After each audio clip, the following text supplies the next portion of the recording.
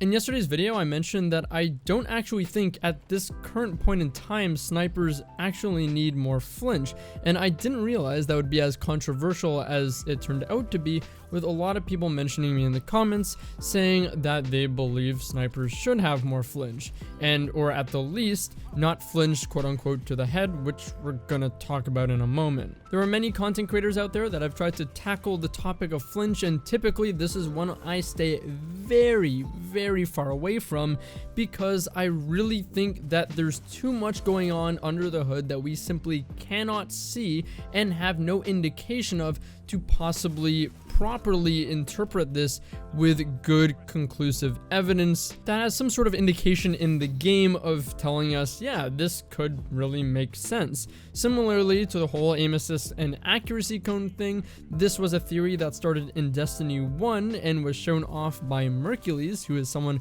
who joins myself, Cammy, Cool Guy, and Fallout, all people who I feel are experts on the game, on the Destiny Firing Range podcasts, where we talk about the sandbox on DCP's Twitch channel. You can check us out there. That was a pretty shameless plug, but my point is, he had a theory in Destiny 1. I merely just adapted it to Destiny 2 and used the fact that the crosshairs in Destiny 2 actually showed off this theory more so, I think, than Destiny 1 even did. From the perspective of players like myself and yourself, looking at the game and trying to understand these systems under the hood simply from surface level analysis on the game, I think this was the most conclusive evidence we were going to get, and lo and behold, I think that, you know, with the most recent TWAB and them mentioning the cones more recently and all this kind of stuff, kind of verifies that our theory is at least kind of on track. With flinch, I think there are just too many missing pieces that we can't quite explain why they're happening. It's currently believed by the majority of the community that flinch actually places your crosshairs towards and ultimately on the head of a player shooting you. From my test, what I've noticed with flinch is that the crosshairs flinch or move away from the damage source, and then the screen recenters closer to the damage source. So the crosshairs themselves fling in one direction, and then the screen recenters closer to the target or the source of the damage. I don't know if you've ever noticed, but if you look far enough away, it looks like at about a 45-degree angle away from a target, there's actually a red arrow that appears that points towards them and where you're getting shot from specifically on your screen, and when you turn towards them it disappears. So that actually shows that the game does acknowledge where the damage source is coming from. And if I can remember correctly from the short test that I did, even when you use a ricochet round, it still identifies the source of the damage and not the direction that the damage came from. Funny enough, you can actually test this even with a teammate shooting you, because you actually still get flinch from teammates even though you're not taking any damage, and the same pattern applies. It actually still brings your crosshair closer and closer with each shot towards the source of the bullet, even though there's no damage present here, and ultimately ends up in this zero area where it then just bounces on and off of what people are identifying as the head.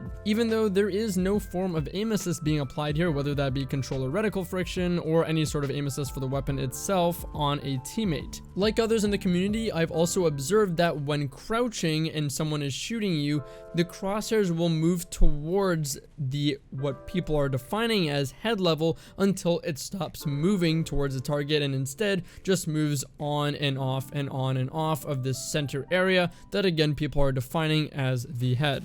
My point here is that I'm not sold on the fact that flinch is intentionally going towards the head, because why would it go towards what is quote unquote head level while a target is crouched if it's supposed to go towards the head, even when they're crouched? The other thing that puts this into question is, why would this happen against teammates that, as far as I know, are not identified as targets or enemies in any way, and they don't actually deal any damage to you? I feel like, to me, it more so has just something to do with how the game recognizes where a bullet is coming from and adjusts your screen to try and make you look at where the bullet is coming from. I feel like that's relatively definitive, but I think there's a point which just so happens to line up with the head level, but is not really thinking of that. It's almost like it's trying to get your perspective to line up with the center of another player's perspective.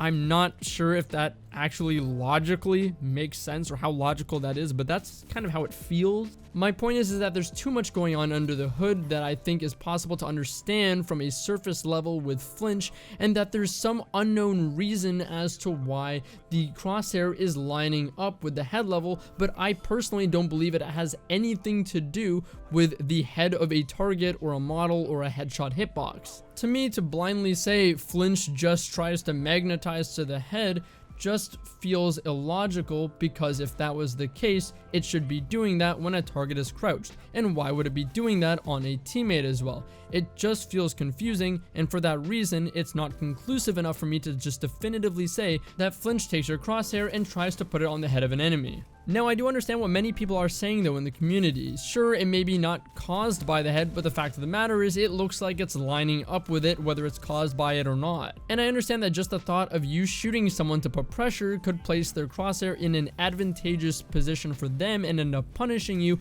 is a frustrating thought. However, I don't think it might actually be happening as often as we might think. When we see folks test things, even myself included perhaps, we're usually doing it against a standing still target, and we have to understand that this isn't a vacuum. This is not in a practical scenario in the slightest. So when you see your crosshairs, when you're looking back at a target that's shooting you, kind of shifting off their head and then back onto it, you have to understand this is not against a moving target. Let's think about an engagement where someone's strafing to the left currently, and you bring their crosshairs over their head, and then they shoot you before you get the time to shoot. So now they're effectively off of your head, and then they start strafing to the right, and let's just say because your crosshairs were flinched to the right, they now intersect with your crosshairs and you're going for a shot again, but then they flinch you again, so now your crosshairs are shifted to the left. Or what if when they started shifting to the right, you tried to bring your crosshairs towards the target and then you're just flinched off again off of the target? So honestly, what I'm trying to say is against a moving target, this feels more like a random mechanic than anything that isn't actually just in a vacuum trying to put you on and off the head as simply as that. I'm not saying it's not possible for the crosshairs because of Flinch to just line up with the head, but I'm saying that I don't think this is a deterministic thing the game is deciding, and is more so just a facet of RNG and good luck and timing. I think in those scenarios where you shoot someone and feel like they were flinched to the head because you instantly get domed, I actually think that's more of a case of latency than anything, and just the fact that snipers are really easy currently. I'm a bit surprised that we don't hear more people in the community talking more about latency, because I find personally that a lot of the time on someone else's screen, if you shot them a split second before they shot you, they probably just didn't get flinched to begin with because on their screen they weren't shot yet. Or if you shoot at kind of around the same time, they probably just didn't get shot yet on their screen and they just domed you, because snipers are that easy to react with right now. So I think the majority of the time in scenarios like that, we're not actually flinching the person to the head, they're just not getting flinched to begin with because our shot hasn't hit them on their screen yet. But then there's the very valid argument of what happens when I put 2 hand cannon shots in someone and they dome me anyways. And personally, I think this is where aim assist comes into play. How do we know the true size of the sniper's aim assist cone? And how do we know how large that is at its sweet spot? I don't think we can know, and I would love to if we could, but unfortunately, Garden of Salvation doesn't really show us anything useful for sniper crosshairs. But how do we know when we're moving our crosshairs how big that margin of forgiveness is? And how do we know that the flinch is actually shifting us off enough so that area of the aim assist cone is no longer on the target? It's also really hard to tell with snipers because we know when trying to shoot a standing still target, it's not like hand cannons where you can be slightly off and you'll see that the bullet magnetism just corrects it. It seems to be, at least from my observations, something to do with the area in which you drag your crosshairs and the amount of time that it's over that area or dragging over that area.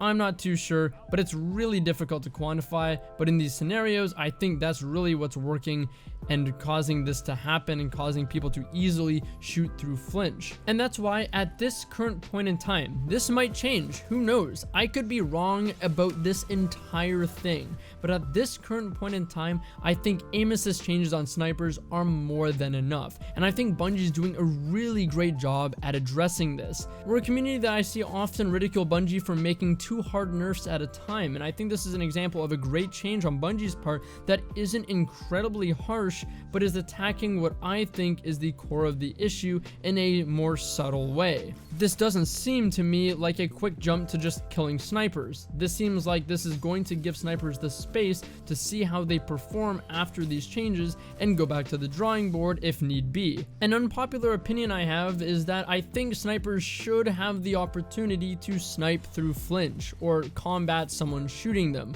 I think the point of shooting a sniper is to put pressure on them, but I do think a great sniper, and I mean a great sniper, should have the opportunity to counter that. Let's take Halo 3 for example. Some of you guys might not have played Halo 3, but Halo 3 sniper had relatively low aim assist and it was harder to use, and also when you're shot in Halo 3, it takes you out of scope. Now this is a much more jarring effect than in Destiny, but the thing is in Halo is you have perfect hipfire accuracy, or still high hipfire accuracy, much higher than that compared to Destiny. This allows a player that's using a primary against a sniper in Halo to put ample pressure on them to take them out of scope, but still gives the opportunity for an amazing sniper to make an insane play where with very low aim assist they're able to no scope the target back and deal damage or get the kill, or even very briefly scope in if they time it ever so correctly in between the shots to try and get a quick snipe in. Mind you, I think the concept of this happening in Destiny is much harder to achieve than in Halo, where Halo has descope, and I'm not saying that descope's a good idea for Destiny,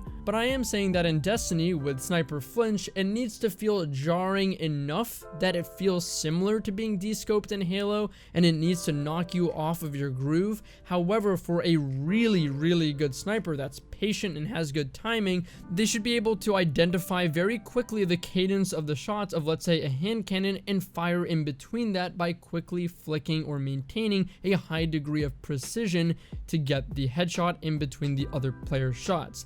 The current problem with this, in my opinion, is that it's too easy to do so because sniper aim assist is too high. I think that if sniper aim assist was lower and demanded more precision of the player, it could actually turn into a wow moment when someone pulls off something like that. Again, lower aim assist would mean you have to have more precision and can't just blindly drag your crosshairs or flick on a target. This also means in a scenario where a sniper just turns to you and domes you would hopefully, I really hope, happen less, because when they turn to you it's going to demand more precision on their part to lining up that headshot, so maybe you're going to have a better window of time since they have to line that up a little bit more to shoot back and apply pressure. Even then though, I don't think the latency woes with snipers are ever going to go away, and this is the nature unfortunately of one-hit weapons. I think what I'm saying is once again that this is a great first step for Bungie. I'm hoping that these aim assist nerfs are substantial, and I hope sniping does become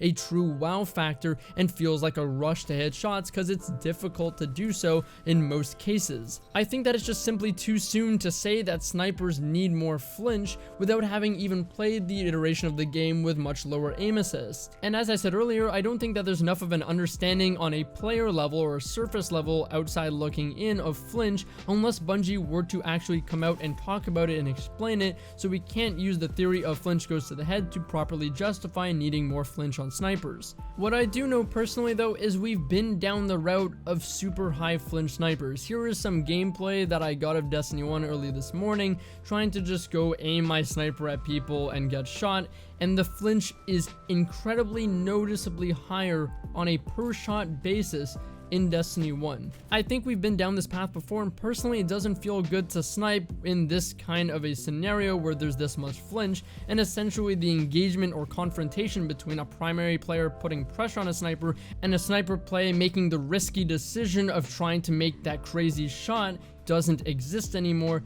And I don't like that, personally at least. So as I've said many times, I think Bungie doing a large aim assist nerf, as they've explained, and I hope it is large, is better, putting more demand on skill and precision needed to make big plays instead of introducing more of a jarring RNG mechanic.